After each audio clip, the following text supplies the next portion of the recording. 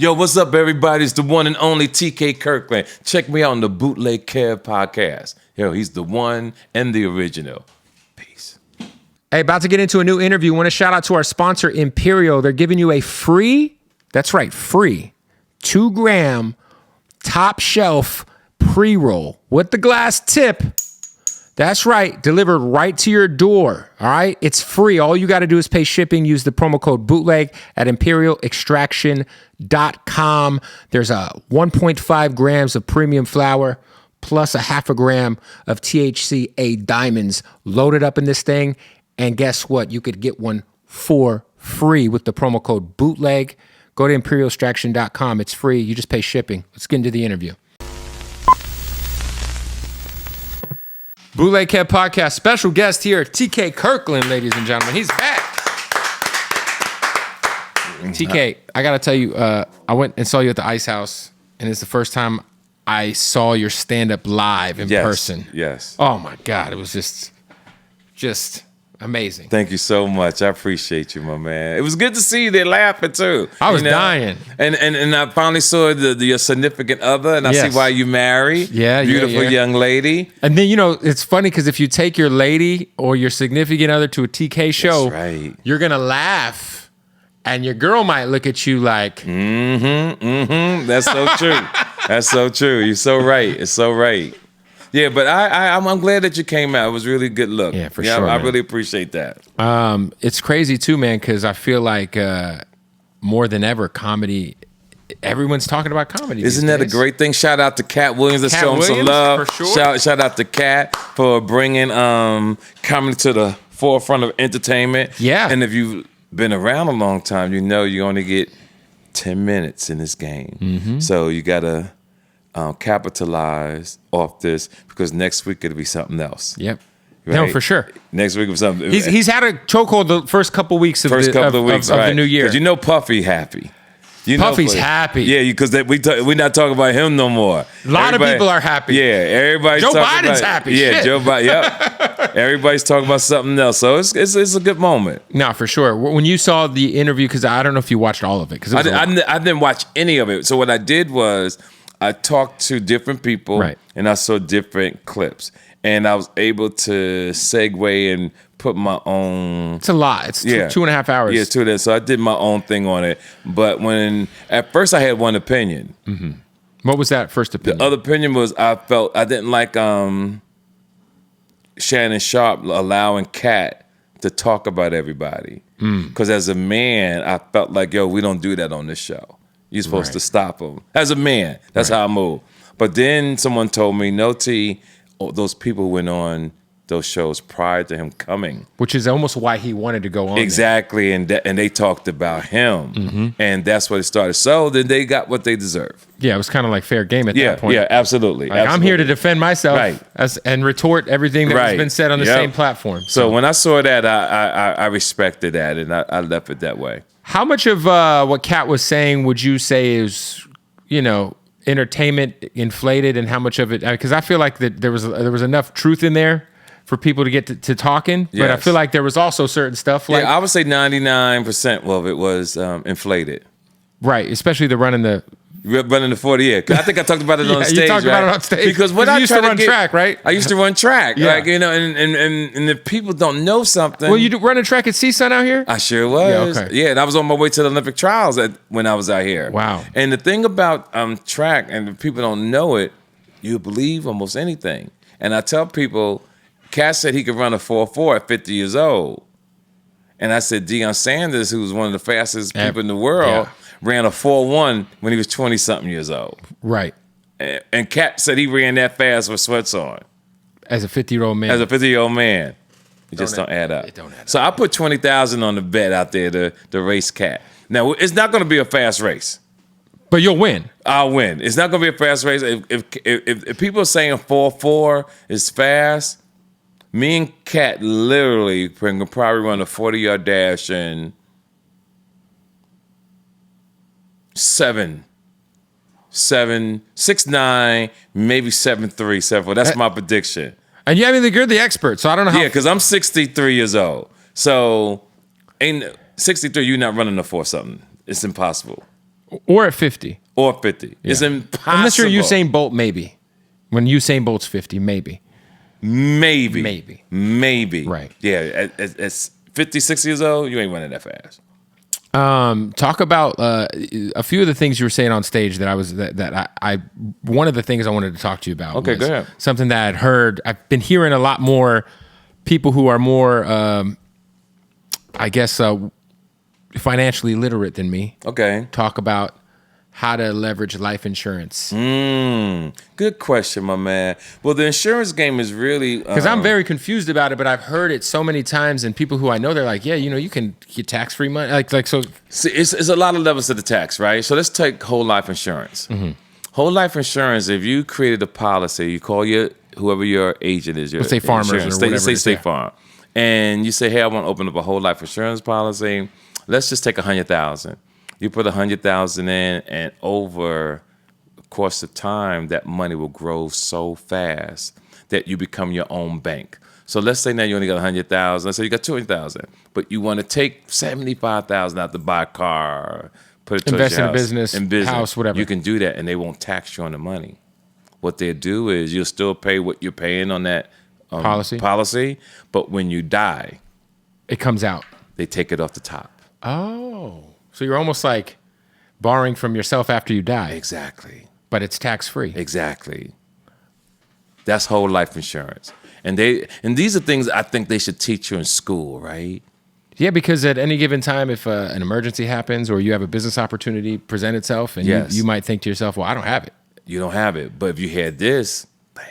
So let's say you get a $100,000 insurance policy, life insurance policy. Mm-hmm. And you want to take $5,000 out, $10,000, you don't have to pay that back. Wow. They'll take it when you die. That's as long as you keep paying your policy. Right, you got to keep paying the policy. Yeah, of course. you got to keep paying the policy, but you can do that. Do people can you have multiple life insurance policies? Oh yeah, for sure. Yeah. Some of you Derek Jeter has a policy on everybody in his family.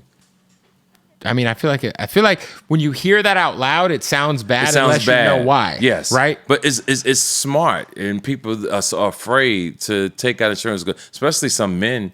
If your wife or a daughter say, "Dad, we should take out insurance," some people say no because you don't want to make the other person rich. You don't want the other person. That's the mindset of most people. But in actuality, people are afraid to create a legacy. You have to have a legacy and that's one of the best ways, insurance, to do that. If you have, that's smart. But then structure it too, because when you get free money, you're gonna run through it.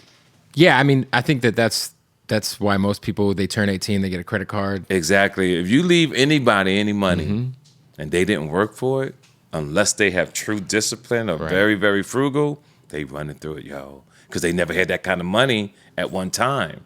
Yeah, because I know some people will set up like a trust to pay out your family once you're not there. Right? Yeah, you a certain amount, or you gotta do something, like you gotta go to school, you gotta get a degree, and then you're gonna get this payment. Exactly. You know what I mean? Yep. You have to structure it. But I've known people that got millions and ran through it in a couple years. It's crazy. One of my female friends, and she inherited 1.2 million, less than a year and a half it was all going. And you know how her answer was? I had a good time. But now what? Exactly. But now what? And I'm glad you brought that up because the world needs to hear this, Yeah. And then you got a thing called term life insurance. And term life insurance is like about 9 years, but you pay on it every month. Okay. It's protection. You want to no man should be walking the street without some sort of insurance, just in case you die. Right. You don't want to put that burden on your family. Right. So you have term life insurance, but the clever thing about term life insurance is after 9 years, they give you every dime back. It was like a savings account. And that's called surrender. They'll send you something in the mail. Because you're alive. Yeah. They send us in the mail and say, you could surrender your account. And they'll send you could fill out the forms. They'll send you back all that money every dime. Can you borrow against the term? No, you can't borrow against that. But that's just something that is, instead of you putting, does it grow in that? It doesn't grow. Okay. But you're protected. But imagine 9 years, you put something in the... And also that money it's yours. If you don't die, you're getting it back. Yes. And if you don't want to be insured anymore. Right. So let's say 6 years in, you're like, you know what, I'm good. I need my money back. No. They won't do it that way. Okay. They'll tell you when it's time they want you to surrender your account. You can't tell them. You can't say, I got this money in here. So it's not a bad idea to do a version of both. Yes. Yeah. Yes. So the insurance thing, and you want to have burial insurance. And so is that for when you pass? Yeah, because there's one thing. There's life insurance, Right. and you got burial insurance. Burial insurance is strictly for the funeral, right? But then you let the people who you love, you could take that, or you could take the money out of the life insurance policy and pay for the burial. My kids is all set up. I got my stuff that I'm not having a funeral, so I'm getting cremated. Boom, I don't want even a service. So you've already thought about all that? No Yeah, funeral. a lot of people don't know. Your grandparents, at least people, I know, have their whole funeral and everything set up. So for you, you'd rather be cremated and then have your ashes spread, it's or either cremation, or I want my ashes to become a tree. Oh, Yeah, or That's you dope. put my whole body in the ground in this thing. I forgot what my daughter said, and I could grow as a tree, and you're in a certain place. So I'm gonna do something unique and different. I feel like a funeral is like a vain thing to think about having, because you're not there. You're not there. But you know who did it the best in my lifetime? Who? Queen Elizabeth. It was on TV. Yeah. You saw how her funeral was? Did you even look at it a little I bit? saw some of it, yeah. Listen to me. That was the greatest thing I've ever seen in my life. It was masterful. I think that funerals help families grieve, That's true. because it brings everyone together, and it helps. It And kinda let me tell you helps how I get look past at it. I lost my mother, my dad, and all my brothers before I was 40. I've been to so many funerals, it drive your head crazy.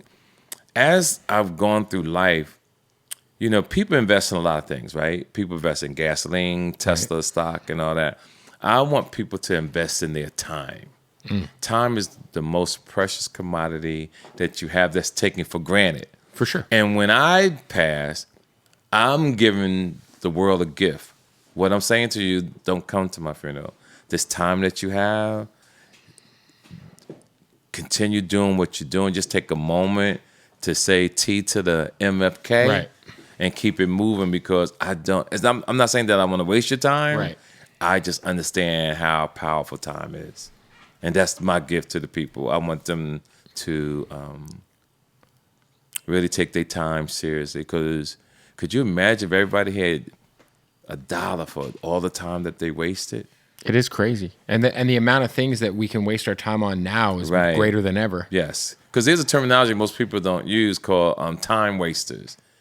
We all have met them. People in our life wasting your time. Yeah, man, we always met somebody that was a time waster. Right. It's crazy. Someone who doesn't respect your. Yes. Yeah, it happens. Yeah. I got a few of those people. Yeah. Yeah. So when I do business on the phone, what I do is for someone is talking to me about doing a show, before we hang up the phone, you got to send me $2,000 to $5,000.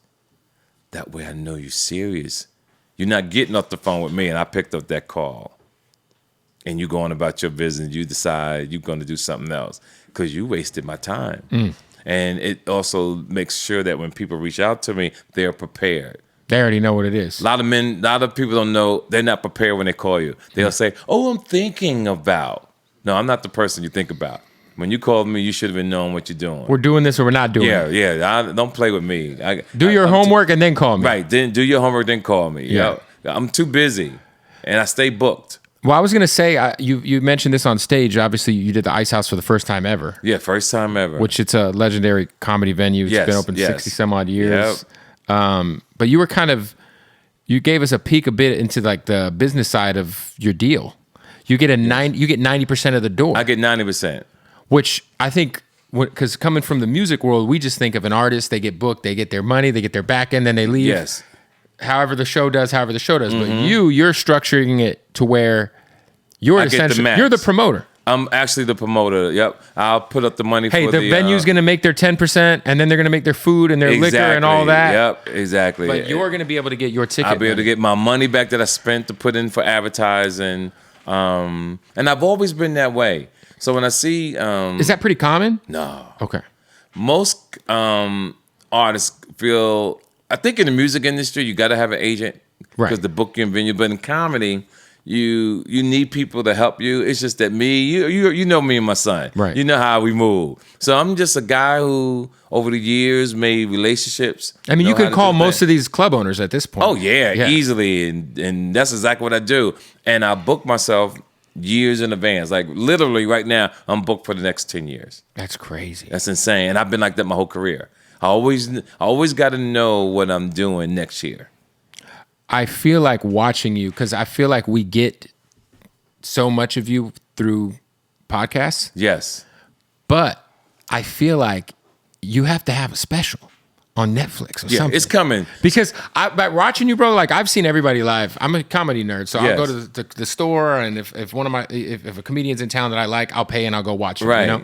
But watching you live, I was like, yo, this is like, as much as it's hilarious and I'm crying out of my eyes, I like left with like, I like how you finished, but then you said, everyone hang out for another 10 minutes so I can give you guys some game. Because you had hit your last joke, but you were like, we're going to hang out. Mm-hmm. But it was very much like, kind of like a lot. It was like a mixture of like, you know, life coaching and a stand-up. and I love that feeling. And when anybody sees me, that's exactly what they take.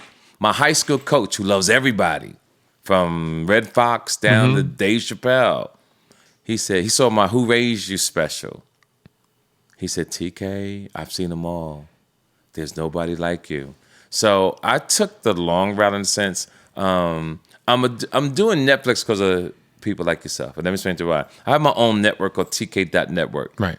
And I have my own specials. I don't have many as Katt Williams, but I have my own specials. Did my own thing, did very, very well.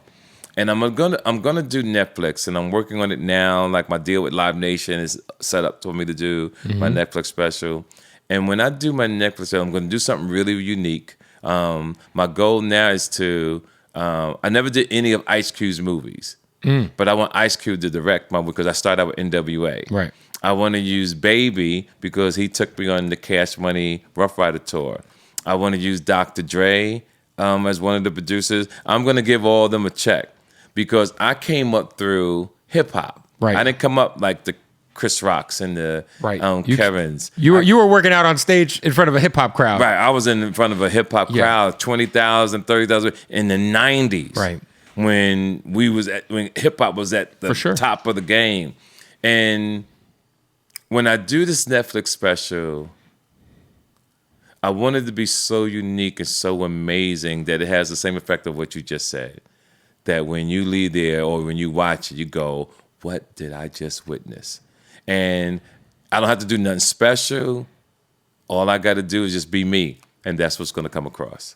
Yeah, it's crazy too, because I feel like nowadays more people are trying to do comedy than ever because it's so easy to get access to, like, I could do a bit and it might not work if I'm doing it at an open mic, but if I record it and I make a reel out of it with captions, it might work online. That's right. Which is happening a lot. But I feel like the number one thing is the same thing with music, is the stage presence.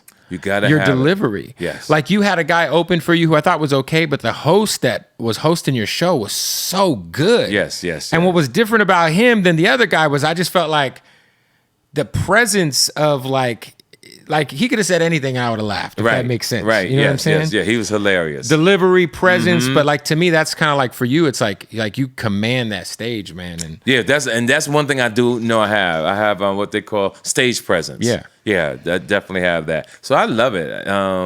Coming through this week, doing the different clubs and having everybody come out to see me is a true blessing. And because since the last time I seen you, I have skyrocketed in the media game, social media. right. It went on a whole nother level.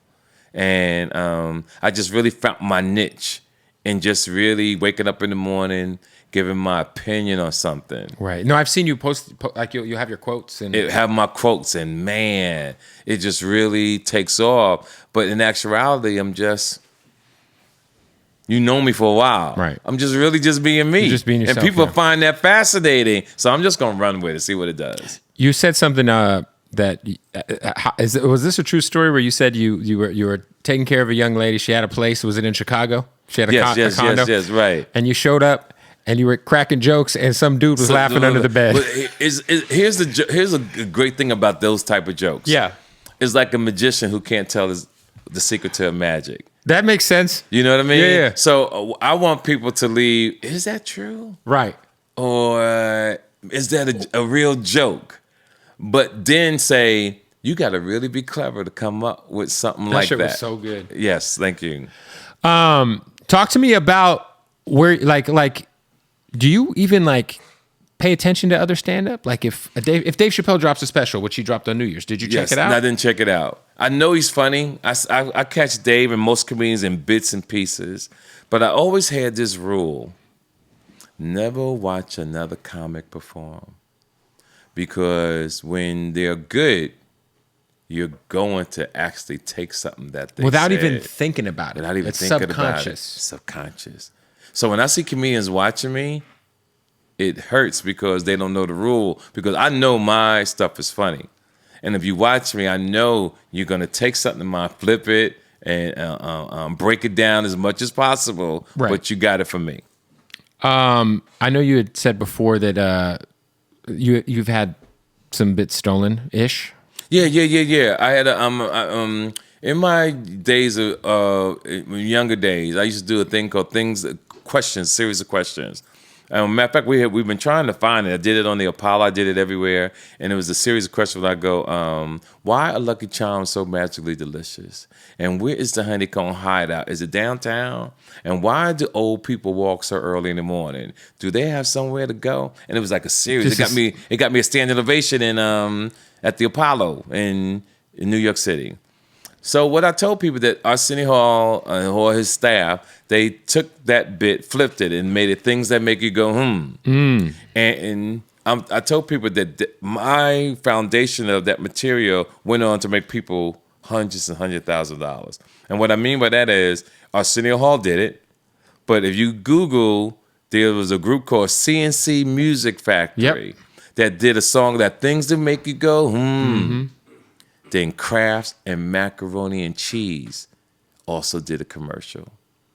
And they used the cheese as it was melting. And in the background, the song was things that make you go, saying that their macaroni and cheese was so delicious, it would make you go, All that came from TK. And I just never tripped about it. But I move different than most people. For sure. You're not petty. I'm not petty. Yeah. I'm not petty. Most of these guys are petty. Most of these guys are petty. And they're ego-driven. And they're ego-driven. I don't really care about that. I did my thing. I'm working. And I've always been this way. I've never been petty. And I tell people that if someone steals your joke, actually call that person as a man and say, yo, you doing my bit, and let me tell you how it's exactly like mine. Oh, I saw you at my show, and you saw me do that. Which is even worse. Which is even worse, because now you're being disrespectful. But to actually go on air and say someone stole my joke because it's not their set.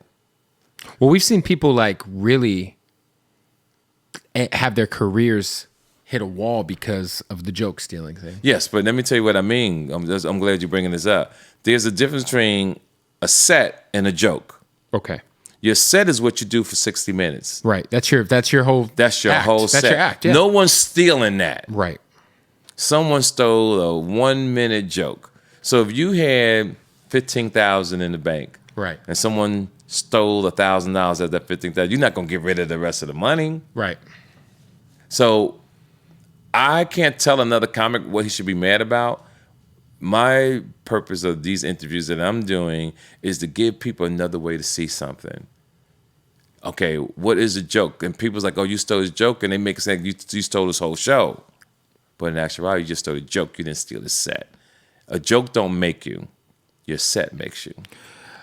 Why don't you film your sets for social media like other comedians are doing? One is because I don't want other comics to see it. And two, there's magic on stage with me. There is. Do you agree? I agree. There's magic. I agree. And I don't want to see it again because every time is a new beginning. Every show that I do is a different show. And if you see your set, guess what? You're going to try to repeat that again. So I take what I do in track and anything in life. When I ran track and I was good, just because I was good last week, don't mean I'm good this week. So I took that through my whole life. And just because I was funny when you saw me, that don't matter no more. Can I be funny tonight? but you got to find different ways to, like, say, win if you had to be a boxer. Right? If you're a boxer, you know you could beat this person, but you know what, today I'm tired. I can't deliver that same energy, or the audience is different. But if you still find a way to be clever, still find a way to be funny, entertaining. Yeah, working the crowd. Working the crowd. Somebody sitting in front. You were clowning on these guys in the front row, these young dudes. That was hilarious. Oh, my God. It was hilarious. And as long as the people walk out entertained, right, you were hilarious. So I think the other end of that is, or the other side of that coin is, if I saw you do what you did to those kids that were sitting in the front row, that there was 3 single young men. Right. If I saw that on TikTok or on Instagram and I didn't know who you were, right, I'd be like, yo, I need to follow this guy. Exactly. Because that was great. Yes. And then I might be inclined to go see you live. Absolutely. Because there are some comedians who do crowd work. Right. And they show that. But when you go see them, they're not that funny. Because that's not the same situation that's going to happen that night. True. Because the crowd's always going to be different. It's always going to be different. Because like you see like have you heard of Matt Rife? No, I haven't. So Matt Rife, he's doing like, he's had a very like insane come up the last 12 months. Okay. So he has a Netflix special, but he blew up off of his crowd work bits going viral on his Instagram and on TikTok. And he's a good looking young dude. Okay. Oh, I know somebody that used to manage him. Okay. Yeah. I did just talking about him last time. I know good looking young guy. Yes. But he's very much new, and I mean, it's a meteoric kind of rise in the comedy world. I've heard other comedians talk about it. Like, you know, like it's kind of unparalleled how fast he's come up. Yes. Because he didn't have to go through the bumps and bruises of, you know, performing for 10 people. Right. And before you even tell me what happens, I could tell you how his career is. When you watch him, I bet you he's not that funny. Well, I saw his stand-up. It was mediocre. Okay. It was okay, yeah. It was mediocre. Right. Because not that he won't be funny. Right. He hasn't put the time in. It's the time, yeah. To be a great comic, you need years of experience. You have to experience life. You have to go through things. That's why when you saw Richard Pryor, he talked about his drugs, his situation. What made it funny? Because he was living life. If you're 20-something years old, you ain't lived. Right. You talking about sneakers and condoms maybe and smoking a little weed, but you haven't lived. And when you have lived and you have experience after experience after experience, it gives you more material. It's almost like if once you're a rapper, it's like once you hit a certain level of success, it gets harder and harder to draw inspiration to make music that is relatable to the people. Absolutely, because you're older now. And rapping, believe it or not, is a young kid's game. Right. It's almost like when Jay-Z did 444, it was like, oh shit. Right. He made like an album for like a 40-year-old motherfucker who's like doing grown man shit, which is hard to do and it be accepted. Yes. Yep. It's so true. Yeah. So that's how the game is. But it's good to see when I started in 1985, it's good to see so many different ways you can make it in this business, like the gentleman you was talking about, or for crowd work. Yeah. And it's also great to see that the audience, the fans are starting to tell what is a gimmick. I feel like the gimmicks are going away. It's about it's about the jokes. Yeah. It's about the quality because they're getting tired of being played. I saw you on TikTok, you was hilarious. And I come to your show, I spent $175, $200, and I didn't get what I wanted out of your show. It's like 50 Cent. 50 Cent is going these world tours, and all these young rappers are canceling. They got to cancel their tour, They're canceling it. I went to the 50 tour, and I was like, you know, I've been to shows that were better. I've been to shows that I understand as a younger man, you know, as a younger hip hop fan. But I don't remember a show in the last 10 years that I was more I just had such a good time. Wow. Because I was 50 like, gives a great show. 50 is an amazing performer. And he's like, we're like that era, we don't get to see those guys tour. Right. That's so true. Anymore. Right. Yep. So it's like, you know, to get a 50 Cent tour where he's doing Get Rich or Die Trying, and it's just like, it just took me back. It was like, you know, like we don't get those mega hip, like you were talking about the Cash Money Rough Riders tour. Like the days of that shit is like, it's like, I feel like everything feels like a cash grab. Yeah, I totally agree. And that's sad. Yeah. And even in the comedy world, is a cash grab. People will come to your show. Like, I don't charge to take pictures after the show. No, I've seen that, yeah. And people will charge you all that money. A meet and greet.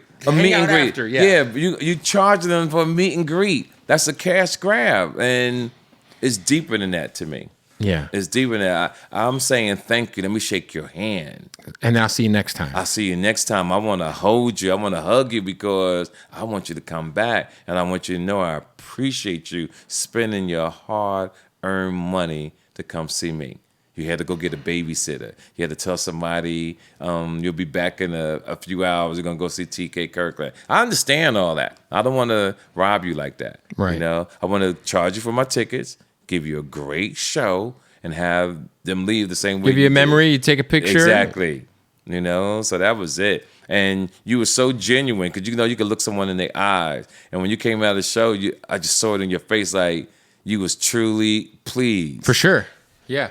You know, and that's what I love. Yeah, that was, I mean, like I said, dude, I like going to the store sometimes because I'll be able to watch like 10 guys. Right. I'll be able to eat wings, have drinks. Right. Maybe like 3 of the 10 I'll love, you know? Yes, right. But to like sit down and just be like, oh shit, I felt like I just went to church. Right, yeah. I get on it. And like I said, I dropped the knowledge, then you saw the fun, then you saw the personality, then you saw the appreciation, meaning shaking your hands afterwards, saying thank you, like a pastor.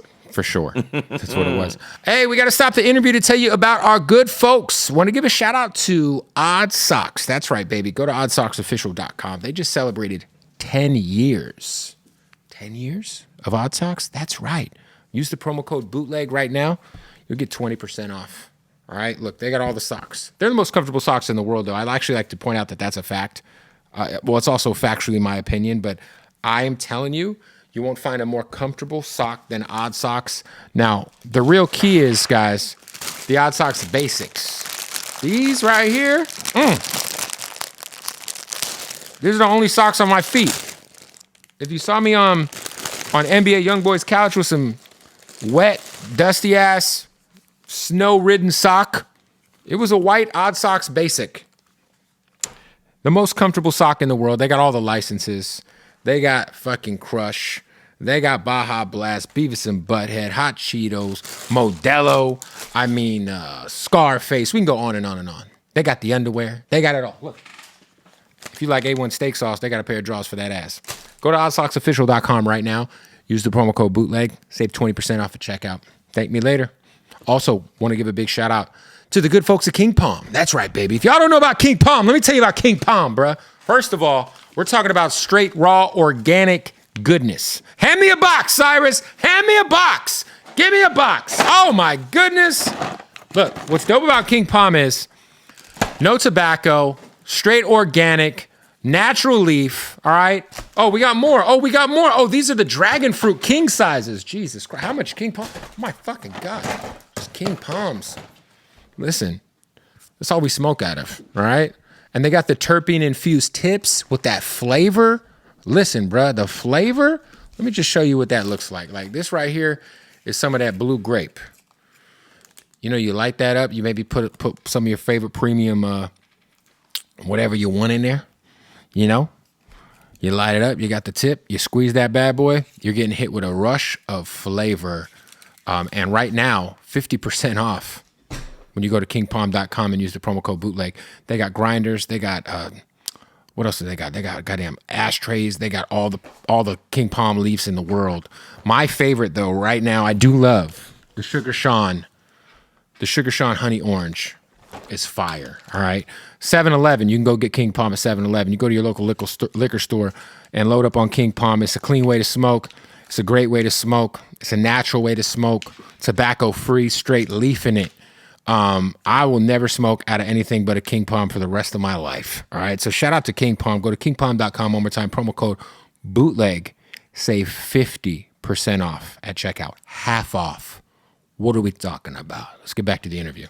What would be the advice you would give? Let's say there's a stand-up that just started. They're going to open mics, trying to improve the craft. You know, it feels like a very, very uphill battle to break through to actually kind of eventually make money. That's so true. You know? Yeah, you're right.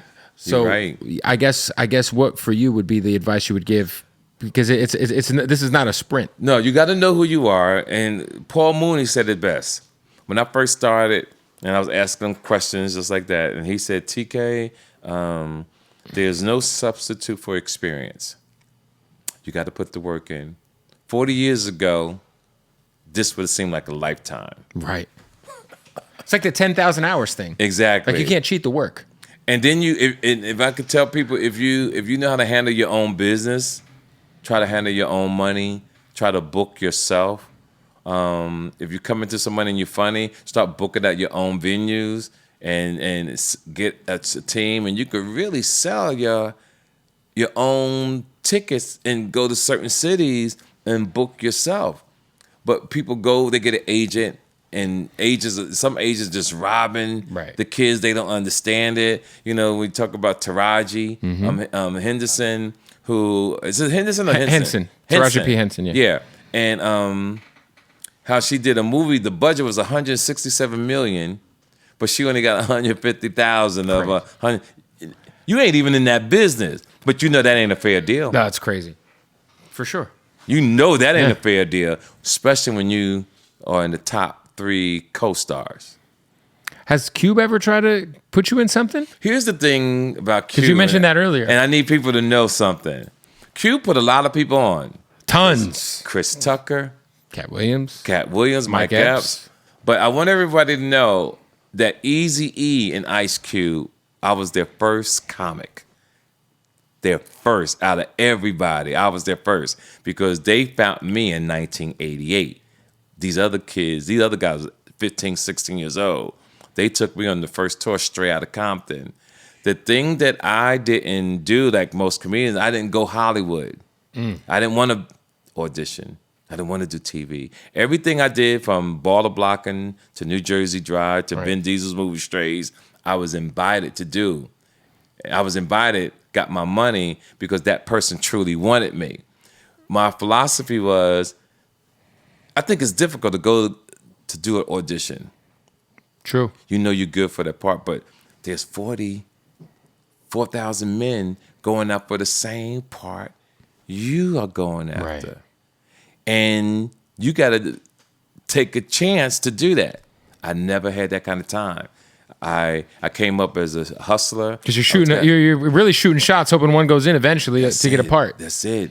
And you could be great, but maybe this person had a bigger name than you, and that person was nowhere near your talent. Right. But because of politics, they gave it to that person. Well, it's almost like when you were originally coming up, it was all about trying to get on TV. Right, if you're a comedian, if you're a comedian, like if you could get a sitcom. I never wanted to do a sitcom. I had somebody approach me about doing a sitcom this weekend. Oh, really? Yeah, because I do this thing called Homeowners Association. You know, and they was like, you said that's what you said. You said I'm president of the Homeowners Association, and they said, TK, that's a great TV show, and it is though. It is a great TV show, but the thing about what I know, I understand reality.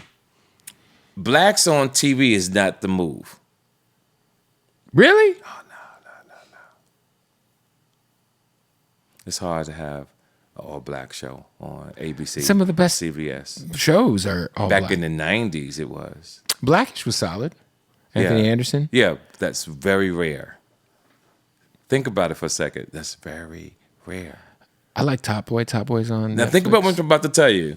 We might get one black show now every 3 or 4 years. The Shy's good, though? Yeah.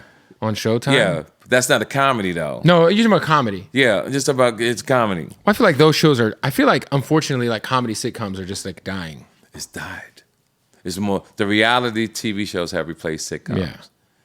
And it's cheaper to produce. Way cheaper to produce. So everything now is cheaper to do, but the person who's putting up the money is walking away with a lot more if they did a sitcom. I just never wanted to get caught up in bad negotiation. I never wanted to get caught up in not feeling I was getting paid my worth. I have to prove something. TK, do that, and then we could get you. Like, I've already proven myself. Yeah, I'm not doing that. Like, my self-worth isn't determined on whether or not. And I haven't really done TV, and I got a little bit more paper than people that have done it. Right. But I've done it myself. I cut out the middleman. It's like my man on American Gangster. What's his name? You talking about Frank, Denzel? Yeah, Frank Lucas. Frank Lucas. He cut out the middleman. Right. I've cut out the middleman. So, but this is the thing, right? Because I feel like the other way to look at it would be if you can get a successful TV show. Again, that's a big if, because most shows only last 1 to 2 seasons. Right. And they're canned. And that's the thing. If you can. If you can. The royalties. If you can get 7 years, you got a cash cow for the rest of your life. Because the reruns are going to pay It's the reruns, right? Yeah. But it's very slim, especially now. Maybe in the 90s, you had a better chance. Right. Now it's way harder. Now it's way harder. You got to kind of do more of a serious show or like a hybrid like drama / comedy. But I'm going to try to do, I got something in the works with Tim Story. Tim Story done all the major movies back in the day, a couple Marvel movies, etc. He's a young brother that I met in Chicago before he got famous. And as you know, I've met everybody. Right. So he's one of my guys, and I caught his attention because of my Instagram. And he said, TK, just like you, he said, the way you tell a story, your presence, he said, I got to do something with you. So he's also one of the guys that might direct my special for Netflix. Because Cuba's probably going to turn it down. But you out of respect, I just want to share that with them because before all this got to where it was TK Kirkland, #1 on the list in hip hop. Right. And that's what I wanted the world to know too, because I was the original hip hop comedian. When I started, there was nobody doing them tours. Right, yeah. Because you kind of paved the way for guys like Alex Thomas who did exactly. Smoke. Yep. And Alex is my man. Yeah. You know, Alex when Alex started doing stand-up comedy, he came to actually talk to me. Like I was that guy to talk to. And I explained to him, and the rest is history. He's doing well. And I love that I had something to do with that. What was it like being in Baller Blockin', which is a hood classic, obviously? Baller Blockin' was amazing. And that all happened because of Jay-Z and Nelly. Yeah, because I was on the Hard Knock Life tour. And not the Hard Knock Life tour, there was another tour that Nelly and them was doing. Okay. I was on that tour. I forgot the name of it. And no, it was Jay-Z. It was Jay-Z. Rock the Mic tour? Yeah, it was Rock the Mic tour. We were in New Orleans. Okay. And Baby and them was there. And Baby walked up to me. It was the Sprite remix tour. Yeah, whatever it was. It was the Sprite remix tour. It was Nelly and Jay-Z. I think it was the Sprite tour. Yeah, Nelly was on it. Jay-Z was on it. I think it's the and I was the host of that too. Yeah. And Baby walked up to me, and you know how they talk. He said, "What up, Walter?" Yeah. He said, "Listen, I'm doing this movie called Baller Blockin', and the rest is history." And I got to enjoy his energy because he just came into a lot of money, and he was shopping not for one person. He was shopping for 15, 20 people. Crazy. Shopping, clothes. And I remember my homie was with him. And I remember at one time he bought 4 Bentleys. At one time. So he was so generous. And in that era, that I feel like before like scamming was popping, to get 4 Bentleys is crazy. Yo, and this is when Bentleys really first came out. For sure. So it was truly a massive statement. Like if you had a Bentley, you could see a Bentley now rolling around LA or Vegas. Yeah. But then 1998, nobody had Bentleys. Nobody. Yeah. So we're all I remember, I guess, that we was all in the car dealership. And he's buying the cars. And you know how sometimes you don't look at someone, they might just be in a good mood and pick you. Yeah. So I told my homie, yo, don't look at him. He might get us a car. You know? So he's turning face, maybe get us a car. But, it didn't happen. But that'd be funny. It was hilarious. Yeah. That's how generous Baby is. So, I can honestly say that about him. I appreciate your perspective on the dichotomy between men and women and relationships. And I have to ask you, I'm going to present a scenario to you. Okay. And I want your take on it. Yeah. Okay. Let's say you're 50 years old. Say. Yes. You get divorced. Yes. Within, let's say you meet a young lady who's 31. Mm-hmm. Right? You're 50, she's 31. 4 to 5 weeks later, you're with this young lady and you have decided to get her name tattooed on your body 4 to 5 times. Wow. That's insane. Okay. Yeah, that's insane. Because you're a free man, finally. You're a free man. But what most men do, they look for the most difficult thing to do in their life. They, instead of taking an easy route, most men will go down a path of difficulty and set themselves up for pain again. And some people... Maybe unnecessary stress. Unnecessary stress. Right. Because if you're 50 and you got a girl that's 30... she still hasn't lived yet. So all you can do is, you dick her down, you take her shopping, buy her some she gifts. feels good. Yeah. And that's because she's still a child. Right. 31. She hasn't lived. So in today's world, that's called a simp in a sense. Because these girls they don't respect a man like that. If it was a 60-something-year-old woman. Or like even a 45-year-old. Or even 45. A 31, with the way the world is today, to have that they're on the phone talking about the man who they're pretty much using. You're like, oh yeah, he bought me this, he bought me that. Yeah. Because a woman who's like actually understands the way the world works already would look at somebody who would get 4 tattoos on their body in 4 weeks of their name and be a little... Absolutely. He's something wrong with him. He's crazy. Right. He's a psycho. Yeah. That's my man, Justin. I know you're talking about. And the thing that I wanted to make sure, even though I know he's here, he's here, ladies and gentlemen. I didn't want to change who I was with my answers. No, this is the answer. Yeah, because I could have easily lied and been something else because I know he's here. He needs to hear it. He needs to hear it. Because I've been trying to tell him this. Yeah. Okay. You don't. Justin. No, fam. We don't do that. I'm saying this by myself. No. I'm sorry. But the thing is that you have to learn how to enjoy life, and you got to love yourself so much. Yes. You got to love yourself. Yeah, I think so this is the thing, right? This is what I've been telling a lot of people in general. I just told it to my guy right here, Cyrus. Your self-worth and how you feel about yourself can never depend on anything that anyone else controls. You will lose if you do it any other way. If you wake up in the morning and your happiness is determined on what A, B, or C feels about you, or how you're gonna lose in life. And when you date someone that young, you're really destroying their life. And let me explain to you what I mean.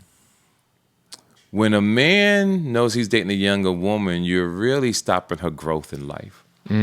Because a real G is, baby, you're too young. I want you to explore life. You got to bump your head. You have to go through things. Like, I give you this dick. Yeah. But. And a motivational speech. Right.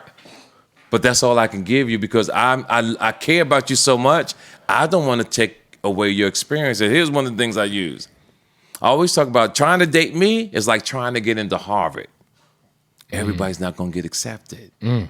You have to have experience in life to appreciate the kind of man that I am. Because if you don't have no experiences, you have no idea the gift that you have right here. But if you bumped your head through life a few times, yeah, and then you meet a successful man, right, who has benefits, who can contribute to your life, you're gonna appreciate it. Because when I was young, I've always been successful. And I've been through stages. I've taken care of the men's kids. I bought women cars. I've been through all that. It all, yeah. And the thing that, I remember one time I always wanted to have somebody who was struggling. Because you could save them. I could save them. Yeah. Because that made me feel good. Yeah. Well, you having problems? Let me take care of Let me help. Hey. Your daycare? I got it. That made you feel good. For sure. I've been there. When you grow up, and you really understand, it's not about, you want a woman to be physically beautiful. Of course. But what's your character? You want a woman to be beautiful, and what's your character? But what have you accomplished in your life prior to meeting me? Because once you get a certain age, and see, knowledge is a gift and a curse. Marriage, to me, unless you know who you are, is for people who don't understand life. Because you go through all the dumb shit. But when you're knowledgeable, you know how your wife or husband's supposed to be, or your girlfriend or boy supposed to be. Right. You know how to act, open the door, bring things, contribute to a relationship, pour into me as I pour into you. As you get older, it's not about the body. It's about this word called sapiosexual. Can you talk to me? And we have connection. Yeah. Because as you get older, that's what makes sex better. Because of the way a woman spoke to you. Like, oh my God, baby. I like what you said. You know, there's some women that can just motivate a man. Let's use Rocky when he was getting his butt whooped. Yep. And his wife was in Adrian! And she said, come here. And he's like, what? She said, come here. She said, when? Now he ran out of that damn house, started doing push-ups with one arm. For sure. Running up, had logs on him, jumping up and down because his woman had motivated him to a whole nother level. A 31-year-old girl who walks around and says that she's a woman because based on the experiences that she has is not a woman. You can only become a woman with experiences. And no matter what you've gone through at 31, if you live to be 45, you're going to be smarter than you was at 31. Yeah. If you live to be 60-something years old, you're going to be smarter than you was at 45 years old. True. So life is this great experience of experiences, turmoil, pitfalls, highs. What age did you decide if you're petty, if you show me that pettiness, I pull the plug? I think it started in my 40s. Because I think, like I said, if you don't really know knowledge, you don't really have life experience, you don't know.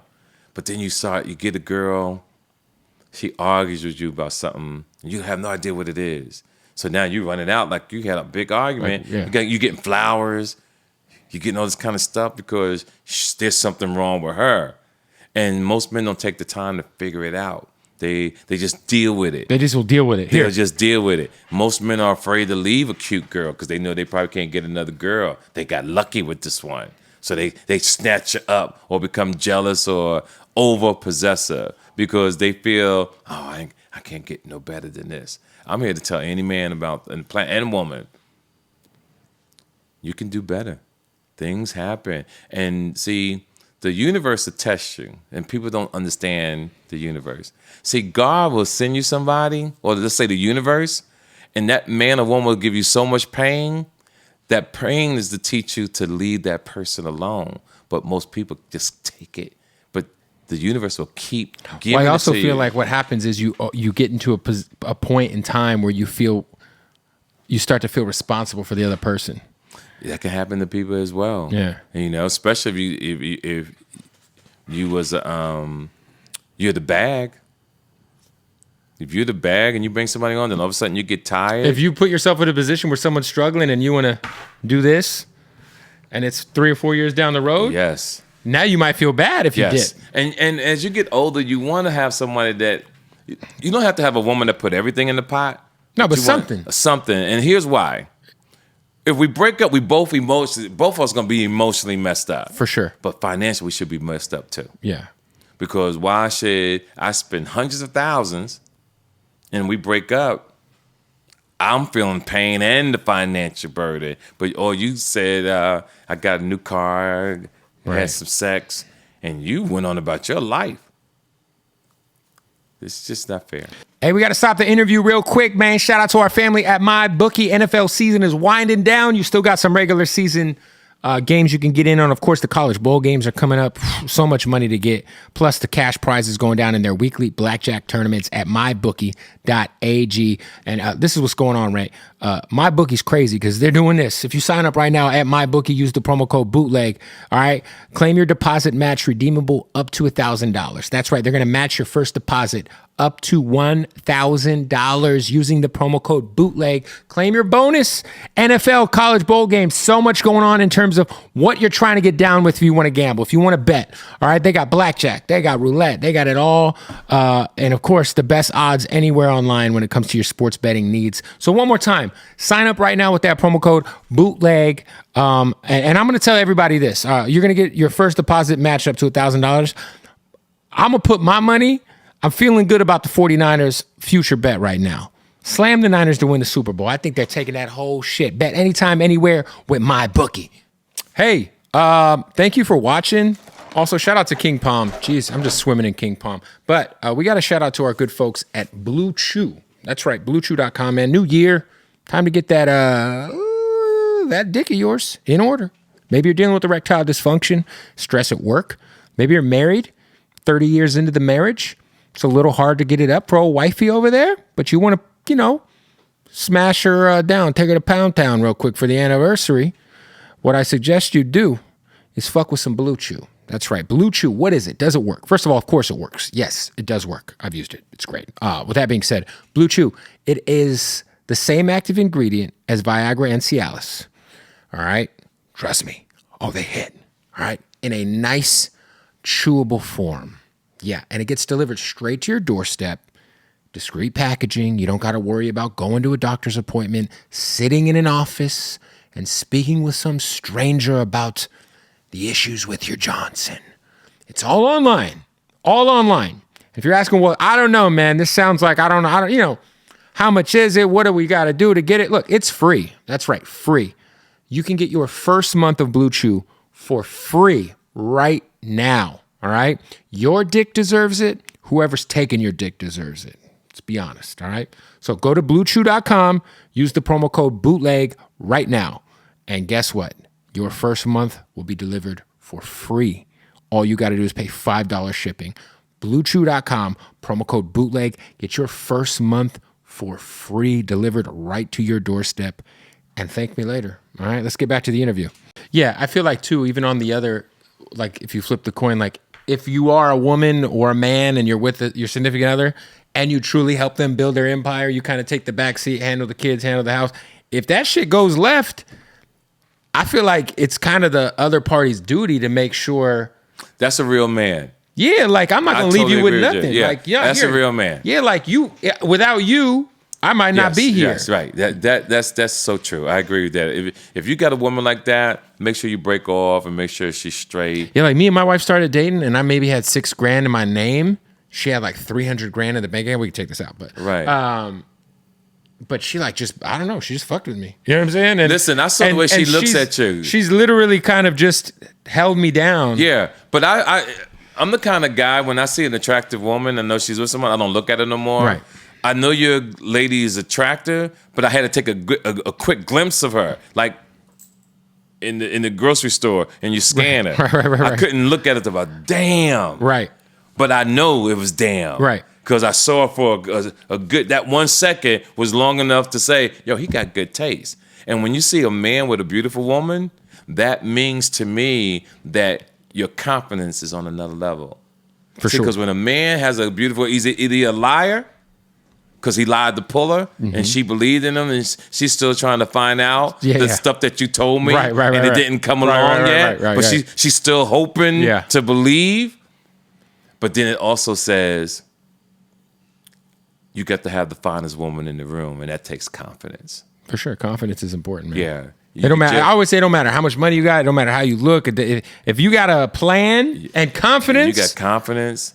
And if you can make a young lady laugh, there's. Yeah. And you're a good looking guy. Yeah. And I can tell she loves you. Yeah, for sure. Yeah. Your wife loves you, dog. Like, you can see the energy when you're together. You can actually see it. I do think I don't like the fact that, like, there's this narrative out there at times where if you get divorced or you leave a situation and you know that other person had a lot to do with the foundation of making it possible for you to go and do this, or this. Right. It's like you almost have that responsibility to, like. If you're a decent person. Yeah, if you're a decent person. But most divorces break up in bitter because the man probably cheated. There's some cheating. There's some heartbreak involved. There's some heartbreak. Emotions get involved. Ego gets involved. And that's when, like, for sure. And that's what happens. Like, if you put a woman on, she cheated on you. Now, you don't want to have nothing. Oh, yeah, for sure. Oh, forget you. You kiss my ass. It depends on how many kids you got with them, though. Because it's like, hey, I need a place for my kids to sleep. Listen, I don't care. But when some people are mad. No, for sure. Done. For sure. Done. And then you got people who will cheat on someone, get caught, and then marry the person they cheated on. That happens a lot. And they don't see it. That happens a lot. And they're miserable for the rest of their life. Yep. That's crazy. No, that happens a lot. I got a few of my friends. Yeah, you got cheated on, baby. I love you. I'm going to marry you. And the girl accepts it. Yeah. But deep down in your heart and your soul, you're never the same. Right. You will, every time that person walks out that door, there's a question mark. A pain. Yep. Like, I don't know. I don't always, because that trust, no matter even if you want to say you trust them again, you'll never trust them again. Nah. I've got a lot of friends who are married and they cheating, and I explain to them, I'll show a man how to cheat. Right. Because I don't want you to get caught, because most men can't handle it, they get caught. I told the dude this other day. I said, dog, you messing around, but if you get caught, I can look at you. You ain't built for what's about to happen. Yeah, like you gotta have your shit airtight. If you're gonna do this, I can tell you it. Yeah. Men cheat. And if they get caught, it's this big embarrassment, but you got caught. That's the only reason why you're embarrassed. Right. And then that woman takes you through hell. And then it takes you out of your character. Now you're crying. You're crying. You're lost weight. You're getting all violent. You're getting weird. You're punching windows. Yes. You're doing stupid shit. A lot of men, to some point, are hypocritical. Yeah. See, if you're a player, that means your girl gonna be a playette. Because there is a word called karma. Right. And it does loop back around. Sometimes at the worst moment, you could have been cheated your whole life, but your girl dealt with it. Well, now you're in a wheelchair. Well, you'll see situations too where like you'll know somebody has been cheating on their wife for years and years, and then obviously the marriage isn't great. She steps out once, and it's like he lost it. Like, bro, you've been fucking bitches this whole time, and ask you for your advice and come to you crying. Yeah, let me tell you. But in your head, you're like, yo, hey, like she got one off. You know what I mean? Like, you can't trip. Oh, and to the people that's listening, if you cheat and then your girl cheat and you can't take it, say, baby, let's stop this. Is this what you was, because what I'm feeling, I don't want to feel that again. Let's call a truce. It's a truce. Yeah, I can't. Let's not do this no more. I'm sorry. I can't take now this. I feel it. That's so true, man. For sure. That's so true. Yeah. That's a pain that some people cannot handle. That's why you see murders. Yeah, I got a homie of mine who's going through like a separation right now. Oh, he can't deal with it. Well, he never cheated. He's a good guy. Okay. But he's older. She's younger. They're going through a separation. They're still friends, but he just found out she signed up for a dating app and lost his fucking mind. Wow. And I told him, I said, bro, like, you gotta let her live. You gotta let her live. I mean, he's 40-something. She's probably my age. And he's been with her since she was like 20. Yeah, see? So I was like, hey, bro, if she's yours, it's gonna be fine. Right. But like, let her breathe for a little bit. Like, you guys are still. What he should do is just be her friend. That's what I told him. I said, yo, you just gotta pick up the phone, go to the movies every once in a while. But if she's gonna go and do whatever she's gonna do, just let her do it, man. Yeah, you got to be a friend. You got to say, call just to say hi. Yeah. Call just to be a friend. And you start dating. Right. You start dating. Because if you really want to back, here goes psychology. If you get a girl that's prettier, and that girl she's doing well, oh, brother. Unless you was a lunatic, you was beating her up, and you just really dogged her. Right. Yo, she might, it's possible she'll come back. She'll come right back. It's possible. Possible. For sure. Anything, because obviously you've been doing your podcast for a while. I wish you would do more video content. I know we talked about that the last time. I just don't have the time. I think that if you were to pour into your podcast, it'd be insane. I'm doing my first live one though at the day before the Super Bowl in Las Vegas, Nevada. Oh, where at? With the NFL.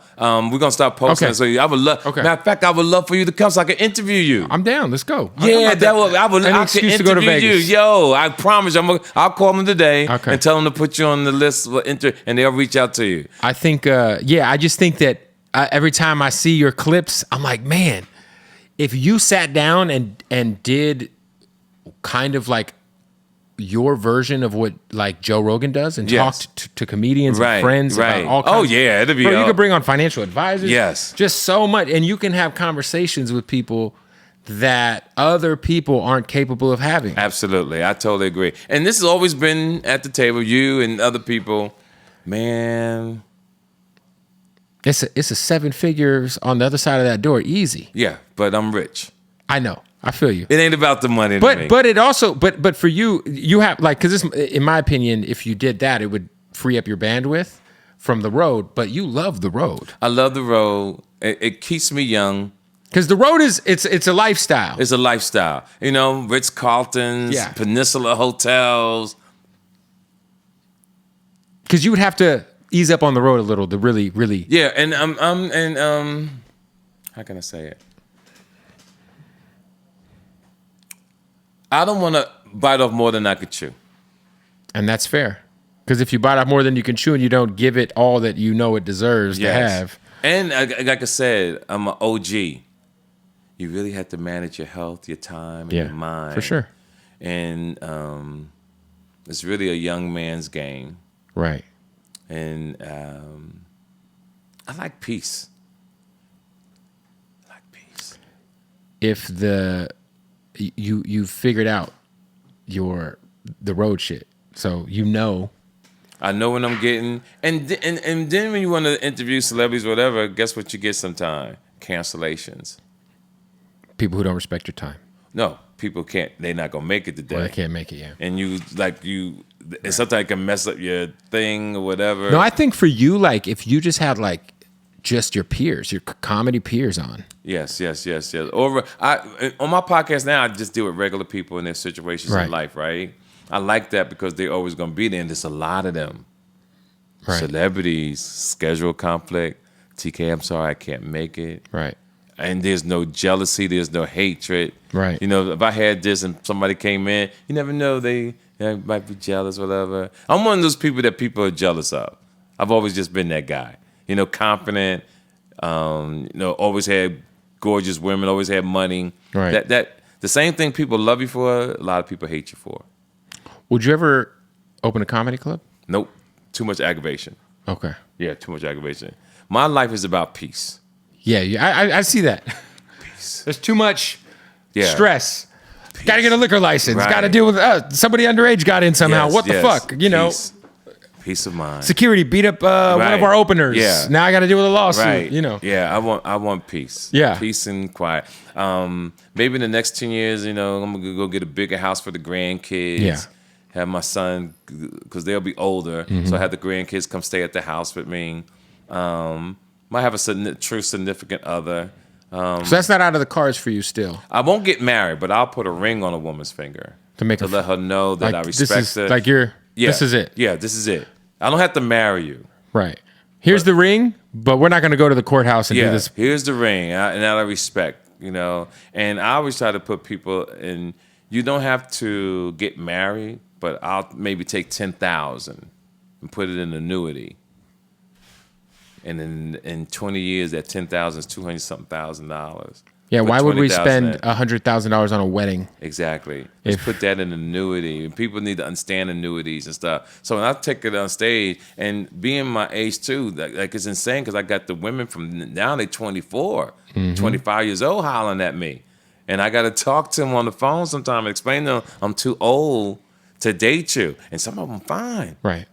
But the way I get out of it, I would say, my daughter would kill me. That's what I say. And it's impossible for you to have like a real emotional connection with someone that young, I feel like. I don't even want to deal with that. Yeah. The aggravation. Don't get me wrong. Some of these girls. And deal with the arrogance of a girl that's that young who thinks that they can hang with you. Like, Like, you sweetheart, no. Even if you're 40-something, you almost still out of my league in a sense because I'm 63. Right. That's 20-year difference. Yeah. You still are going to grow so much. From 40 to 60 years old. Big time. You're going to be night and day when you get to be my age, if I date you at 47 years old. Night and day. True. Night and day. So if I meet someone in their 40s, my goal is to give you knowledge, bring great things out of you that I see, know how to talk better to the man that you might date somewhere down the line in life, know how to move. So when you do meet this other guy, maybe you met a guy that gave you the game on how to be a better version of yourself. That's beautiful, man. Before we go, How you stay so young, man? What are we doing? What's the diet? What's the You just all the things that we talked about. I'm not married. I don't have no stress. I take time. I work out every other day. Okay. So you're still I working love my out? grandkids. Oh yeah, definitely. Careful about what you're eating? Care about what. Matter of fact, I lost weight since the last time y'all seen me. So I think I lost about 15, 20 pounds, but I still feel big. Right. You know, but Kev, I'm happy, fam. I hope when people see me, what they see is, man, he's really happy. Like, I'm happy. And when I do think about dating, I go, man, when you date, you're giving someone the power. To make you unhappy. Even in just 5 minutes of that day. Yep. And my whole day is happy. Yeah. My whole, not half the day. The whole day. The whole day. But if you get with someone, it's a possibility that 5 minutes, the hour, that whole day, maybe a week, will have you shifted off your square. And I just love life so much. I mean, I love this thing. I don't want nothing to mess it up. Nice cigars, fly whips. Yeah. Nobody to answer to. Nobody to answer to. Yeah. Listen. Appreciate you. You give some of the great interviews, man. Thank you, TK. I watch our interviews after and I watch it for a whole year, and I always put you on my calendar for the following year. Well, I appreciate it, man. Like, you're one of those guys I always look forward to coming to talk to a year. It gives me something to think of. Like, when I walk out this door, I will already be thinking for the next 365 days about you. Because I watch you. I see your stuff that you do. Thank you. I watch your interviews, and I go, I'm really... And then Ayers keeps me up on you, too. He said you're doing really well, and you're adding more shows to your show, your radio station. We're like at 70-some-odd cities now. That's great. Yeah, it's crazy. That's great. So, we just picked up... Yeah, it's crazy. So how's your relationships now with sponsors? You still got great relationship with sponsors? Yeah. So with the podcast is separate from the radio show. Mm-hmm. The radio show is... The business model is essentially... I get inventory in every market I'm in. Yes. And then the company I work with sells that inventory. Okay. And then we divvy that up, right? So, because the reason why I asked that question, I'm a businessman. Right. See, I got my deal with Live Nation, but I want to bring a sponsor on. Yeah, so my sponsors for the podcast, Hardeen, which is in Vegas, King Palm, LRG, whatever, I deal with all those directly. Yeah, I want to bring on a sponsor for my Live Nation tour. Yeah, I mean, there's definitely... That's the thing is, like, I think most people think of sponsors and they're like, it seems like a big mountain to climb. I'm talking about, like, independent podcasts. Like, all the people who I've reached out or who I have as podcast sponsors, I mean, we have Blue Chew, which is the dick pills. Right. They reached out to me. They all... the first 4 or 5 were all just people I had relationships with. Yes. So, like, Hardeen... Like, I'm cool with the owner, Adam, and DJ Bonix and LRG Clothing. My friend's been the head of marketing there forever. So, yeah, I mean, you could easily do that. So, and here's business. See, we do the deal together. You're an agent on the deal. Yeah. I'm doing this for the next 10 years. Do you smoke? I smoke a little bit. Okay. But I do my smoking like a player. Right. And let me explain to you what that means. In a room with a woman, bottle of Ace of Spades or Louis the 13th, and you're sitting there on the balcony overlooking the pool, the ocean, and you got your girl with you.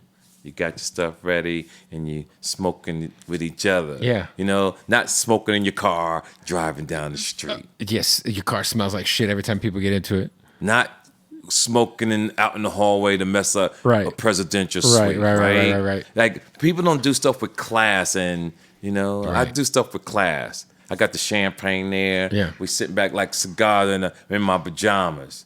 So is the Live Nation tour something you're working on for this year? Oh, no, I got it already. We started in April. Oh, so it's coming in April. Yeah. We make the announcement in a minute. So I got to ask, because, like, are the smaller shows you do across the country, are those working up material for... So the clubs that you came to see me... Right, because you did 2 or 3 shows that night. Those shows have been booked for the last 3 or 4 years. Right. I know what I'm doing. I took on the Live Nation thing because I wanted people to see growth. Right? So the sign with Live Nation was like, wow, TK doing his thing. And I'm a little tired. So I handed over certain markets to Live Nation, so I don't have to worry about going to those markets. All I got to do is go get on the mic, tell the joke, get my money, and go home. But what I explained to them that I wasn't going to do, you wasn't going to put me in 3 cities back to back. Because I know my age. That'll wear you down. So we do some cities, 1 show that weekend, maybe 2 shows in the same night. But never am I going to be in Chicago on Friday. In Detroit on Well, that's Saturday. too close. Seattle. Right. the Oh, next yeah, day. yeah. No. Yeah. That's Then crazy. Miami. Yeah, with travel and time changes and... I ain't doing that. Yeah, no, it's crazy. Not doing that. Because you got to know your body. You got Right. to stay healthy. And, yeah, let's put that deal together. I'll make sure sure. I'm gonna make sure you're the agent on the deal. Okay. All right. So that way you get a check too. I'll see if I can make something Yeah, shake see for what you. we'll make happen. And it's a definite done. It's a deal. It's And done. then Netflix special on the way. The Netflix special is going to do in 2025. It's already Okay. in the works. And I want to do something different. I want to, it's almost to what Chris Rock and Kevin Hart did, but I want to do mine through hip hop. Yeah. Because I came up through hip hop. Right. So I want the people that I open up for them to take clips of them and talk about how I used to rock. That'd be dope. Because Isn't it's that a special, but it's also kind of like a documentary bio. Yeah. That's what I want. Yeah. I want that type of interview because I know that I'm unique and my stand-up is special. And I came up in the game a different way. And to show that, to have 50 Cent, to have Jay-Z, to have Baby. Birdman, yeah. Cube. Lil Wayne and those guys talk about TK. Big deal. Do you think, last thing, because you mentioned Kevin Hart, I always wonder this. I feel like somehow gets too much hate now for some reason. When you're number one, Yeah. Because I used to feel the same way where I'd be like, Kevin Hart's kind of overrated. But it's like, at this point, it's like, this guy works his ass off. no. People. And he went through the gauntlet of... Yeah, people. That's not what people look at. People look at competition, and when you're competition, people throw darts. They did it to Michael Jordan. They do it to Tom Brady. Everybody, when you get there, everybody, Jay-Z, whoever gets that moment, everybody else is shooting for you. It's like being Philadelphia the Eagles. Yeah. You was champion last year. Right. This whole season, everybody was gunning for you. We call that competition. Right. But on the streets, we'll say they are a hater. But no, they just trying to knock you off your throne. The same thing in real life. When you become number one, it's like in radio. If someone knew that you had the number one podcast radio show and the other person is 5 and they know about you, their goal is to actually knock you out your number one spot. Right. It's always about competition. This is what I meant to talk about last night. Now that I think about it, it's always competition. Like you'll meet a female, and she'll say, "I'm not going to compete to get you." And I tell people all the time that competition is what made the world. Why you think they create the Super Bowl, right? Right. If you drive down the street, you'll see Wendy's across the street and Burger King right across. They're in competition. If you got someone that's in competition, that means you will always stay on your cue. When you watch the Foods That Built America, and you think about how they created the Oreo cookie, when you think about Kellogg's Frosted Flakes and how they went up against Rice Krispies, right? All this was competition. All this competition. So competition brings the best out you. Yeah. It's just that in the real world, when people are throwing darts at Kevin Hart, but in actuality, what they're really trying to do is, how can I get what he has? Exactly. I really want to be where he is. I want to be number one. Yeah. That's what I gathered mostly from that Katt Williams interview. Yeah. Was he feels like he should be where Steve Harvey is. Oh, absolutely.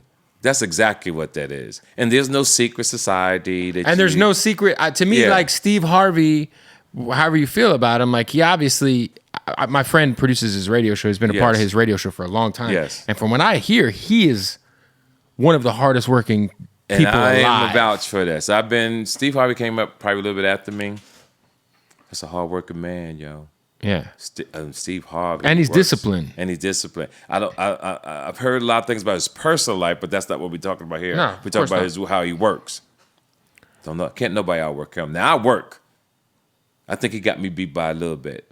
Yeah, because he'll do the radio show in the morning and he'll have to film the TV show, and he's got so much going on. I wouldn't even want all that headache. It's a lot. Because, everybody's shooting for the bag, but one thing I always say that's important is not how well you live, it's how well you die.